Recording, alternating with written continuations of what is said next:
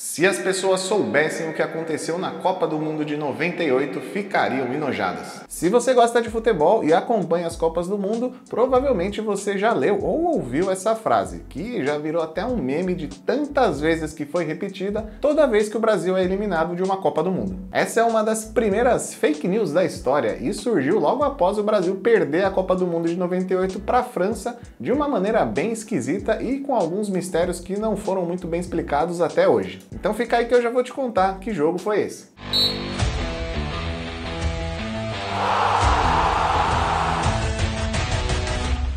A Copa do Mundo de 98 rolou na França, país que já tinha sediado o Mundial em 1938. Apesar dos franceses terem participado de 9 das 15 Copas anteriores, o melhor resultado da França foi um terceiro lugar, conquistado em 58 e em 86. Por isso, a expectativa era de que o primeiro título finalmente chegasse em 98, já que a França jogaria em casa com o apoio da sua torcida. A Copa de 98 foi a primeira a contar com 32 seleções, e a fórmula da disputa é a mesma que a gente vê até hoje, inclusive na última Copa de 2022. 8 grupos com 4 seleções cada. Os 2 melhores de cada grupo avançam para as oitavas de final e daí em diante é só jogo mata-mata. A bola da Copa era a tricolore, que simbolizava as 3 cores da bandeira da França e também o galo, que é o animal símbolo do país. Já o mascote foi o Futix, um galo que também tinha as cores da França e que recebeu esse nome pela junção das palavras futebol e Asterix, o famoso personagem francês dos quadrinhos. O sorteio dos grupos aconteceu em dezembro de 97 no estádio Velodrome em Marsella. E pela primeira vez na história, o sorteio era realizado dentro de um estádio. Mas a maior novidade foi um jogo amistoso que rolou antes do sorteio, Seleção da Europa contra a Seleção do Mundo. Basicamente pegaram um jogador de cada seleção que ia disputar a Copa e formaram 2 times. Na Seleção da Europa, o maior nome era o francês Zinedine Zidane. Já na Seleção do resto do mundo, o ataque era formado por Ronaldo e Batistuta, só isso. E o Ronaldo detonou no jogo, marcou 2 gols, deu assistência para outros 3 e a Seleção do resto do mundo venceu por 5-2. Outro brasileiro que também participou do jogo foi o Carlos Alberto Parreira, que era o treinador da Seleção do Mundo. O Parreira foi o técnico da seleção brasileira no tetracampeonato em 94 e na Copa de 98 ele ia treinar a Arábia Saudita. E mesmo com uma campanha bem marromeno da Arábia, o Parreira entrou para a história das Copas, mas calma aí que já já eu falo dele. E depois do amistoso Amigos da Europa contra Amigos do resto do mundo, finalmente rolou o sorteio e também rolou uma maracutaia nesse sorteio. O Michel Platini, que era o presidente do comitê organizador da Copa, admitiu que o sorteio foi manipulado para que Brasil e França só se enfrentassem em uma possível final. Numa entrevista a uma rádio francesa em 2018, o Platini admitiu todo o esquema.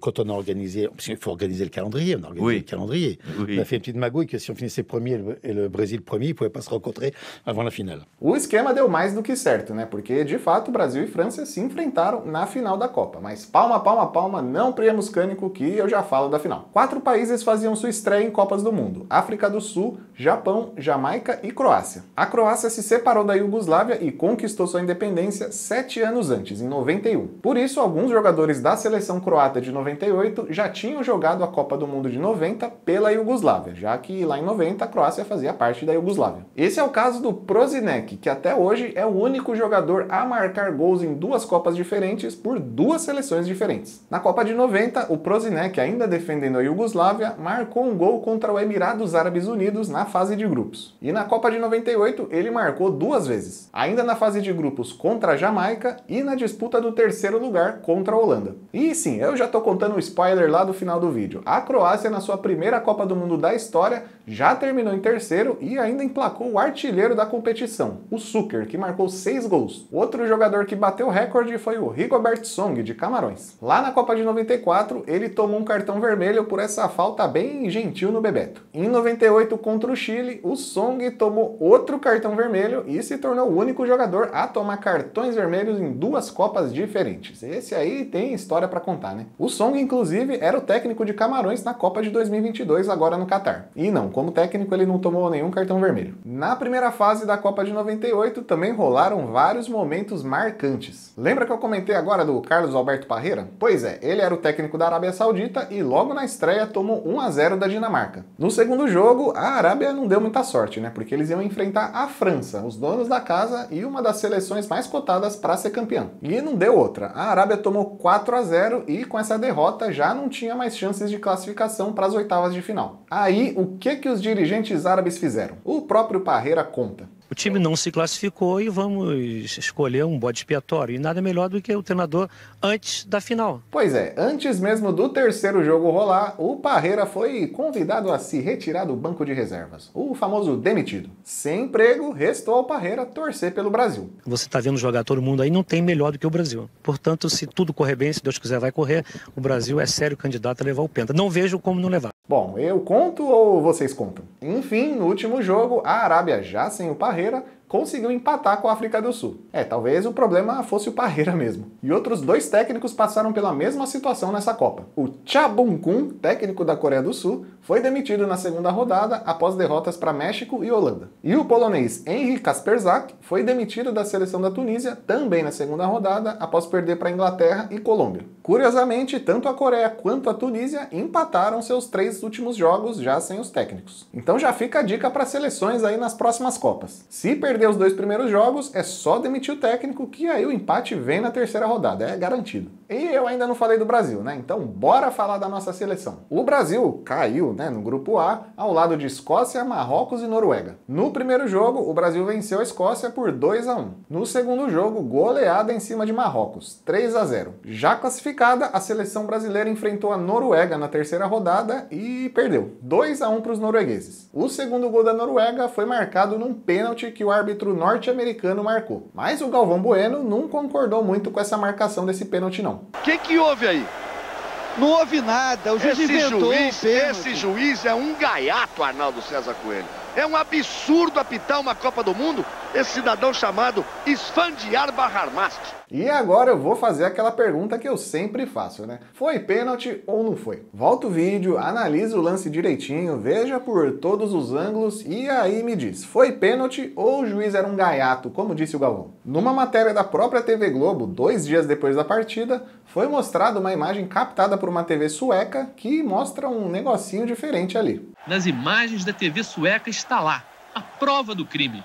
Flor cai nas garras de Júnior Baiano e se louve a qualidade do fabricante da camisa e a qualidade do árbitro americano, que num instante, sem a ajuda de muitas câmeras e do videotape, pôde marcar o pênalti e provar dessa vez que o juiz não é ladrão. E agora, vendo esse ângulo diferente, foi pênalti ou não foi? Mas se você já comentou aqui embaixo que não foi pênalti, não vale editar o comentário não, eu consigo ver quem editou, hein? Tô de olho. Até hoje o Brasil enfrentou a Noruega 4 vezes e nunca venceu. Foram 2 empates e 2 derrotas. E se no futebol o Brasil nunca se deu bem com a Noruega, no amor, aí sim o Brasil se deu bem. A carioca Rosângela de Souza se casou com o norueguês Øyvind Ekeland em pleno estádio antes do jogo entre Brasil e Noruega rolar. Assistindo o sorteio dos grupos, o noivo descobriu que a sua seleção, a Noruega, enfrentaria o Brasil, a seleção da sua noiva, em 23 de junho. Por conta da localização do país, no extremo norte do planeta, em alguns meses do ano o dia fica completamente escuro e em outros dias tem sol durante as 24 horas do dia. O dia 23 de junho é um desses dias onde faz sol o dia todo, por isso ele é considerado um dos dias mais felizes do país. Então o noivo procurou a FIFA e depois de muita negociação conseguiu convencer a galera para deixar o casamento rolar em pleno estádio. E a história foi muito bonita, o casal teve 2 filhos, mas de fato o Brasil e a Noruega não se dão bem não, porque hoje o casal infelizmente está separado. O Brasil avançou para as oitavas de final e enfrentou o Chile, e foi logo metendo uma goleada, 4-1, com 2 gols do Ronaldo e 2 do César Sampaio. Também nas oitavas, a França enfrentou o Paraguai e empatou em 0-0 no tempo normal. O jogo foi para prorrogação e pela primeira vez na história das Copas rolou o famoso gol de ouro. Para quem não sabe ou para quem não se lembra, o gol de ouro funcionava assim: se um jogo fosse para prorrogação, o primeiro time que marcasse um gol ganhava o jogo. Saiu o gol, acabou. Simples assim. Apesar de não ser uma regra lá das mais justas, não dá pra negar que era uma regra bem emocionante e gerava uma tensão absurda pros dois lados. Infelizmente, essa regra do gol de ouro só durou nas Copas de 98 e 2002, mas bem que ela podia voltar, né? O fato é que o Laurent Blanc marcou o primeiro gol de ouro da história das Copas do Mundo e classificou a França para as quartas de final. Nas quartas, o Brasil venceu a Dinamarca por 3-2, com 2 gols do Rivaldo e 1 do Bebeto. Já a França passou pela Itália nos pênaltis, depois de um 0-0 no tempo normal e na prorrogação. E realmente a Itália não tinha sorte nos pênaltis, né? Em 98, os italianos sofreram a terceira derrota seguida em Copas do Mundo nos pênaltis. Em 90, perderam para a Argentina na semifinal. Em 94, perderam a grande final para o Brasil. E em 98, perderam as quartas de final para a França. E eu tô achando que faltou um treinamento intensivo de pênaltis pro pessoal lá da Itália. Na semifinal, o Brasil e Holanda empataram em 1-1 no tempo normal, com um gol brasileiro sendo marcado pelo Ronaldo. E na prorrogação, nada de gols, continuou 1-1. A decisão foi para os pênaltis e com 2 defesas do goleiro Taffarel, o Brasil se classificou para a final. O Taffarel deu aquela adiantada ali nas 2 defesas? Sim, se adiantou, mas na época ninguém ligava para isso e segue o jogo. Na outra semifinal, a França venceu a Croácia e também se classificou para a final para enfrentar o Brasil. Então, Brasil e França se enfrentariam no dia 12 de julho no Stade de France, em Saint-Denis. Mas a polêmica envolvendo a final começou antes mesmo da bola rolar. A Globo estava transmitindo o pré-jogo e o Galvão Bueno, sempre ele, né, recebeu um papel com a escalação oficial de Brasil e França. E para surpresa do Galvão, faltava um certo jogador na escalação brasileira. Sempre, em todos os jogos da Copa do Mundo, não existiu nenhum erro. Então prepare aí o seu coração e torça para que pela primeira vez isso esteja errado. O Brasil vai ter Taffarel, vai ter Cafu, vai ter Bebeto com a número 20 e aqui está. Vai ter Edmundo. Ronaldinho está fora da decisão de Brasil e França. Todo mundo foi pego de surpresa, afinal o Ronaldo não estava machucado, não estava suspenso, até então estava tudo certo com ele. O Ronaldo estava em plena forma física, estava voando, já tinha marcado 4 gols na Copa e inclusive era a esperança brasileira de marcar gols na final também. Mas aí na hora dos times entrarem em campo, nada de Edmundo. Lá estava o Ronaldo pronto para jogar e ninguém estava entendendo nada. A explicação durante a transmissão ao vivo era de que o jogador tinha sofrido uma lesão no joelho, tinha ido para o hospital e aí tinha sido liberado para jogar. Mas só depois do jogo é que a verdade começou a ser revelada e, assim, bem mais ou menos, né? A final da Copa estava marcada para as 9 da noite, horário da França, e ainda de manhã o Ronaldo sofreu uma convulsão no quarto do hotel onde a seleção brasileira estava hospedada. Foram quase 3 minutos de convulsão e depois ele chama o médico chega no quarto, de repente tá todo mundo ali, eu volto a ter consciência. Quem socorreu o jogador foi o Roberto Carlos, o seu companheiro de quarto. Então, eu não sei se é uma convulsão, um ataque epilético, eu não sei. Do nada você começou a tremer muito, eu fiquei, na verdade, com muito medo. O Roberto Carlos chamou o médico da seleção e o Ronaldo foi levado ao hospital. Porém, os médicos não descobriram nenhum problema que pudesse ter causado a convulsão. Afinal, o Ronaldo nem tinha um histórico anterior de convulsões. O próprio jogador revelou numa entrevista ao Fantástico em 2022 que o motivo da convulsão pode ter sido estresse. Já que em 98 o Ronaldo já tinha ganhado o prêmio de melhor jogador do mundo 2 vezes e os olhos do mundo todo estavam sobre ele. A única coisa que eu posso atrelar uma convulsão no dia da final da Copa do Mundo é realmente esse estresse, um estresse muito alto.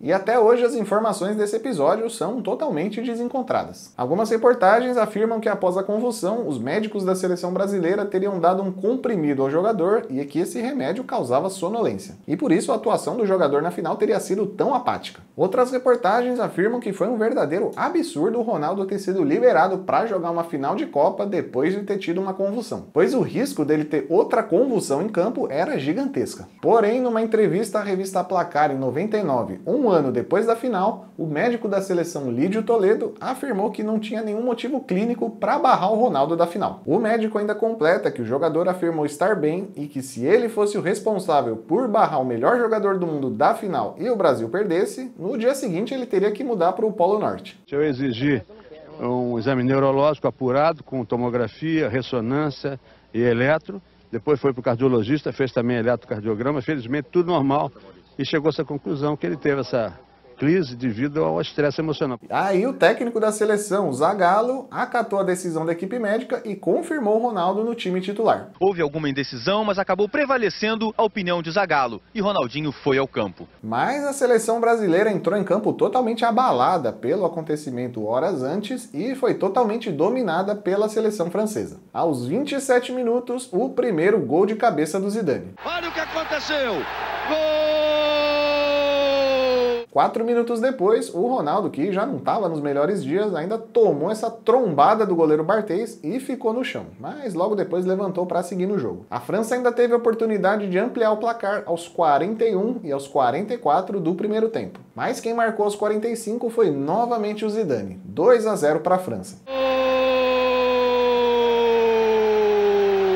No segundo tempo, o Ronaldo ainda teve a chance de marcar aos 11 minutos, mas o goleiro Barthez defendeu o chute. Aos 22, o Desailly foi expulso e o Brasil, com um jogador a mais, passou a tentar desesperadamente o primeiro gol. Rolou até uma bola na trave do Denilson, mas infelizmente não era o dia do futebol brasileiro. E isso se confirmou aos 47, quando o Petit marcou o terceiro gol francês e decretou a pior derrota sofrida pela seleção brasileira na história das Copas. E que inocência dos brasileiros, né? Achar que um 3-0 seria a pior derrota brasileira da história das Copas. Ninguém sabia o que estava por vir, né? A França vencia em casa a primeira Copa do Mundo da sua história e se tornava o 7º país do mundo a ser campeão mundial. E dias depois da Copa, começou a circular um boato de que o Brasil teria perdido a final de propósito graças a uma fortuna recebida pela patrocinadora da seleção, a Nike. Num comunicado assinado pelo jornalista Gunter Schweitzer, o esquema todo é detalhado, inclusive com informações de que o Ronaldo não queria vender o jogo para a França, mas que ele foi convencido depois de um representante da Nike ameaçar cancelar o seu patrocínio vitalício com a empresa. E lá em 98, muita gente acreditou nessa história e o boato começou a circular pelas caixas de e-mails do mundo todo. E o tal Gunter Schweitzer existe de verdade,